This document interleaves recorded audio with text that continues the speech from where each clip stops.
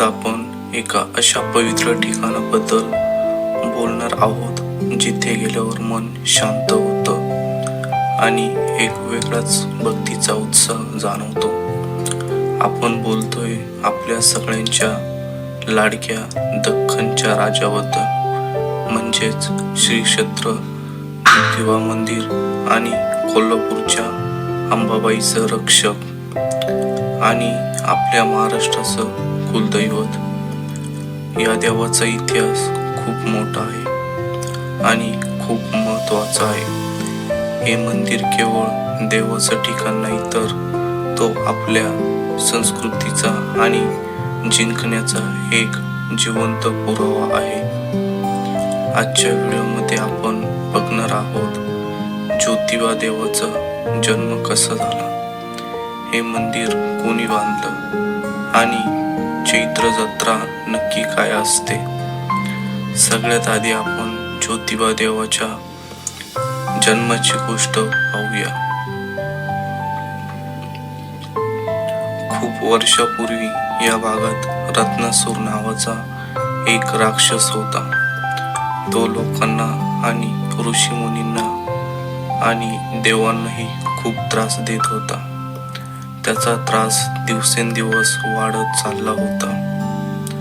म्हणूनच त्याला थांबवण्यासाठी अंबाबाईंनी देवांकडे प्रार्थना केली. तेव्हा ब्रह्म, विष्णू आणि महेश या तिन्ही देवांच्या शक्तीतून एक मोठा प्रकाश प्रकट झाला आणि त्या प्रकाशातूनच ज्योतिबा देव प्रकट झाले. ज्योतिबा या नावाचा अर्थ मुळात तेज किंवा प्रकाश असा आहे. ज्योतिबा देव या भागात आले आणि त्यांनी राक्षस रत्नासुरासोबत मोठं युद्ध केलं आणि शेवटी त्यांनी ते राक्षसाचा वध केला. त्या घटनेनंतर या परिसराला वाडी रत्नागिरी असं नाव पडलं. राक्षसाचा पराभव झाल्यानंतर भक्तांनी आनंदाने देवावर गुलाल उधळला आणि तेव्हापासून देवाला गुलाल अर्पण करण्याची ही परंपरा सुरू झाली. आता थोडं या मंदिराच्या इतिहासाबद्दल बोलूया. हे मंदिर खूप जुनं आणि मजबूत आहे. आज आपण जे भव्य मंदिर पाहतोय ते 1730 मध्ये महाराजा राणोजीराव शिंदे यांनी बांधलं होतं. हे मंदिर पूर्णपणे काळ्या पाषाणात म्हणजेच काळ्या दगडात बनवलेलं आहे. तुम्ही जर नीट पाहिलं तर यावर खूप सुंदर कोरीव काम केलेलं दिसल. मंदिराच्या आत ज्योतिबा देवाची खूप छान अशी मूर्ती आहे. मंदिराच्या बाहेर गेल्यावर आपल्याला मोठमोठ्या दगडाच्या दीपमाळा आणि खूप मोठा सभामंडप दिसतो. मुख्य मंदिराच्या बाजूलाच काळभैरव देवाचं मंदिर आहे. असं मानलं जातं की काळभैरव हे ज्योतिबांचे कोतवाल आहेत. त्यामुळे लोक तिथे गेल्यावर नक्की पाया पडतात. मित्रांनो, ज्योतिबा म्हटलं की डोळ्यांसमोर येतो तो फक्त आणि फक्त गुलाल. चैत्र महिन्यात इथे जी जत्रा भरते ती पाहण्यासाठी अख्खा महाराष्ट्रातून, कर्नाटकातून आणि आंध्र प्रदेशातून लाखो लोक येतात. चैत्र पौर्णिमा हा या यात्रेचा मुख्य दिवस असतो. या यात्रेचं सर्वात मोठं रहस्य म्हणजे सासन काट्या. या काट्या 30 ते 40 फूट उंच असतात आणि त्या खूप छान सजवल्या जातात. निम, शिरगाव, कसबा, सांगाव अशा मानांच्या गावातून या काठ्या वाजत गाजत या परिसरात येतात. या एवढ्या मोठ्या काठ्या खांद्यावर घेऊन नाचवणं हे भक्तांना अंगावर काटा येतो. या दिवशी संपूर्ण परिसर गुलालाने भरून जातो. हवेत सगळीकडे फक्त गुलालच दिसतो. त्यामुळे आकाश सुद्धा गुलाबी दिसायला लागतो.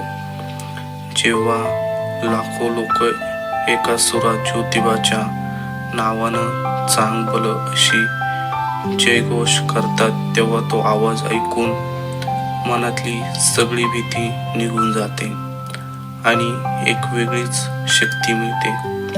सासनकाठी म्हणजे केवळ एक बांबूची काठी नसते, तर ती त्या गावाच्या आणि त्या घराण्याच्या श्रद्धेचे प्रतीक असते.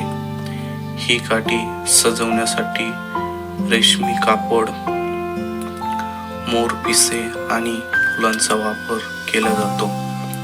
सगळ्यात महत्त्वाचं म्हणजे या काठ्या नाचवताना कोणताही आधार घेतला जात नाही. फक्त हाताच्या आणि खांद्याच्या जोरावर त्या धरून ठेवतात.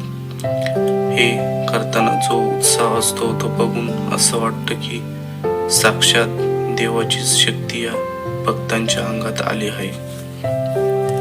प्रत्येक मानाच्या काठीचा एक वेगळा इतिहास आहे आणि ती काठी मंदिरात नेण्याचा मान ठराविक गावांनाच असतो.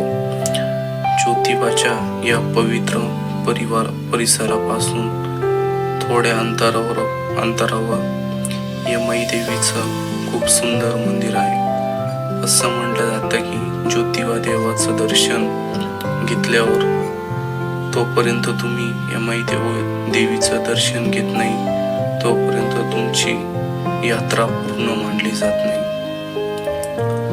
यमाई देवीला ज्योतिबांची बहीण मानलं जातं.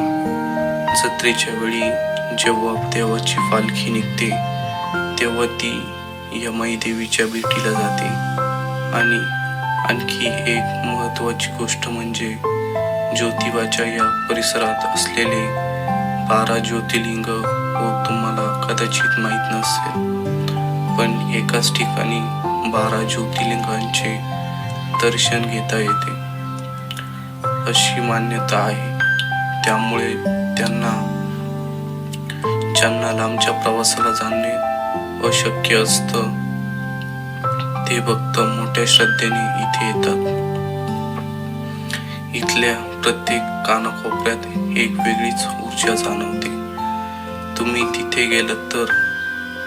गेलत की तुम्हाला जाणवेल की तिथला वारा, तो गुलालाचा सुगंध आणि लोकांचा निरागस विश्वास आपल्याला सगळं दुःख विसरायला लावतो. भक्तांचे अनुभव तर विचारूच नका. अनेक लोक असे आहेत जे पिढ्यानपिढे इथे चालत येतात. काही लोक नवस पूर्ण झाला म्हणून येतात, तर कुणी फक्त त्या देवाचं दर्शन घेण्यासाठी येतात. इथल्या परिसराबद्दल बोललं तर इथला परिसर खूप छान आहे. जत्रेच्या दिवशी संध्याकाळी देवाची पालखी निघते. हा या जत्रेचा सर्वात महत्त्वाचा भाग असतो. जेव्हा पालखी मंदिराबाहेर येते तेव्हा गुलाल इतका उधळला जातो की काहीच दिसत नाही, फक्त आणि फक्त भक्तीचा रंग दिसतो. भक्तांचा उत्साह पाहून असं वाटतं की प्रत्यक्ष देवच आपल्या सोबत आहे. ज्योतिबा देवाला पुरणपोळीचा नैवेद्य खूप आवडतो. त्यामुळे अनेक घरांमध्ये लग्नानंतर किंवा मुलांच्या जन्मानंतर ज्योतिबाला येऊन दर्शन घेण्याची जुनी प्रथा आजही आपण मनापासून पाळतो. ज्योतिबा देवस्थान हे आपल्याला एकजूट राहायला शिकवतं. इथे गरीब श्रीमंत असा कोणताही भेदभाव होत नाही. सगळेजण एकाच रंगात म्हणजे गुलालात मिसळून जातात. इथली ऊर्जा आपल्याला संकटांशी लढायला आणि नेहमी सत्याच्या बाजूने उभं राहायला शिकवते.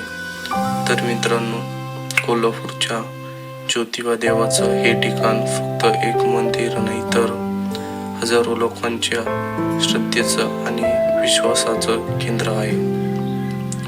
इथे येणारा प्रत्येक भक्त काही ना काही घेऊनच परत जातो. कधी मन शांती, कधी धैर्य, तर कधी नव्या आयुष्याची सुरुवात. आता तुम्ही सांगा, तुम्ही कधी ज्योतिबा मंदिराला भेट दिली आहे का? आणि तुमचा अनुभव कसा होता तो कमेंटमध्ये नक्की सांगा.